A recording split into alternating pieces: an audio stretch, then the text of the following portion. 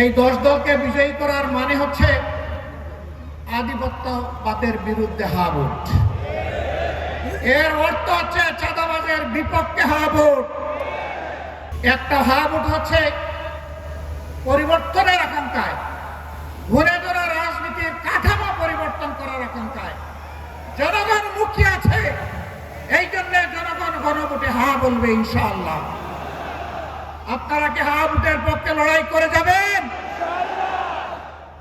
দ্বিতীয় হা হচ্ছে দেশের সার্বভৌমত্ব এবং স্বাধীনতা, শিশু থেকে আবাল বৃদ্ধ বনিতা। পাঞ্জাবের জগতে একটি বিশ্বস্ত নাম শাবাব এথনিক ওয়্যার। মা বোন থেকে শুরু করে ভাই ভাতিজা সবাই সকলের অধিকার প্রতিষ্ঠিত করার অঙ্গীকার নিয়ে রাস্তায় নেমেছে, মাঠে এসেছে। নির্বাচনী মাঠে 10 দলীয় সমঝোতার ঝোট। এই 10 দলকে বিজয়ী করার মানে হচ্ছে আধিপত্যবাদের বিরুদ্ধে হা ভোট। এর অর্থ হচ্ছে চাঁদাবাজের বিপক্ষে হা ভোট। এর অর্থ হচ্ছে দখলদারদের বিরুদ্ধে হা ভোট। এর অর্থ হচ্ছে ফ্যাসিবাদের বিরুদ্ধে হা ভোট।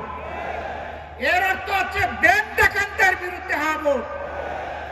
এর অর্থ হচ্ছে মা বোনদের ইজ্জতের উপর যারা হাত দেয় তাদের বিরুদ্ধে হা ভোট। এই সব মিলে একটা হা ভোট হবে।